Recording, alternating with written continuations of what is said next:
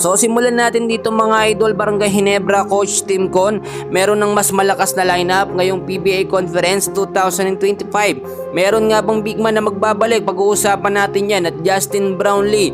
Mukhang malabo na muna na makabalik sa Barangay Ginebra matapos magpositibo sa tinatawag na recreational drug. And bago yan, huwag niyo po munang kakalimutan na mag-like and subscribe.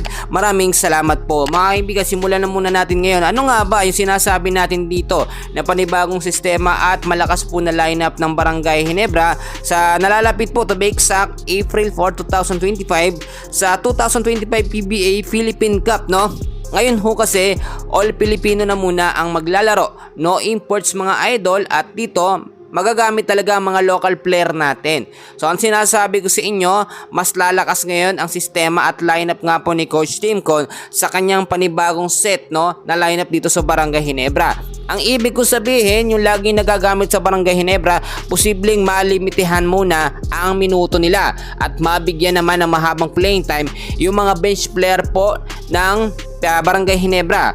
Nakita nyo naman mga kaibigan sa huling naging laban ng Barangay Ginebra kontra sa TNT Tropang Giga, hindi nagkampiyon, no, ang Barangay Ginebra team.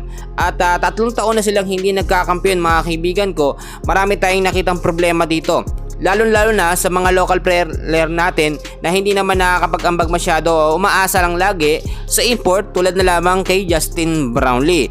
Pero bukod dyan mga kaibigan, sa ating pag-uusapan, no, posible din na may bumalik na big man o magdagdag ng additional na big man. Ito nga po si Coach Tim Con. Kapalitan po o katandem, no, kaduo sa tinatawag natin na Twin Tower kasama nitong si Japet Aguilar. Pag-uusapan ngayon mainit sa social media. Eto nga pong si Stan, no, or Christian Stan Hardinger, na sinayang ng Barangay Ginebra at renade sa ibang kupunan. Ngayon mga kaibigan, may chance pa naman na makabalik, no, si Stan dito sa Ginebra, pero napakahabang proseso pa po mga idol.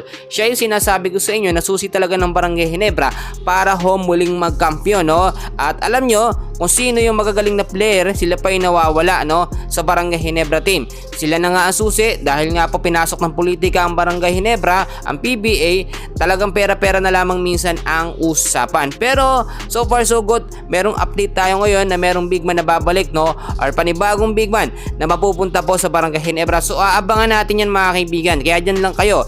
Eto pa, Justin Brownlee, posibleng matagalan ulit makabalik sa Barangay Ginebra dahil sa proseso siya ngayon, no, ng pag-iimbestiga o sinasabi natin posibleng maban etong si Justin Noepe Brownlee ng ilang buwan. Bakit? Dahil po sa tinatawag natin na recreational drug, no? So marami nagtatanong, ano nga ba yung sinasabi nila, no, na recreational drug? Ito po yung sinasabi natin na nagbibigay pleasure, relaxation o nag-e-enhance ng mood or experience ng isang tao, no? Illegal ho ito at hindi pa talaga na-approve dito sa ating bansa. Ano-ano ba yung sinasabi natin na drugs na yan, no? Kasama dyan ang cannabis or yung marijuana, no? Commonly yan. Kahit sa ibang bansa, ginagamit na nga yung medisina, no? Pero sa atin, siyempre, illegal pa yan. Cocaine, heroin, at marami pa pong iba. Well, nakita naman natin noon na issue na dyan si Justin Brownlee, no? Pero may purpose naman yun dahil sa kanyang medication. Pero ngayon, marami tayong nakuhang update na ginagamit ulit yun ni Justin Brownlee for medication, no? At posible namang yung maaprobahan, no, or i-accept, no, ng PBA kapag mayroong mga kaukulan na dokumento at medication. So far yan muna ang update natin, and please huwag kakalimutan na mag-like and subscribe sa ating YouTube channel. Maraming salamat po.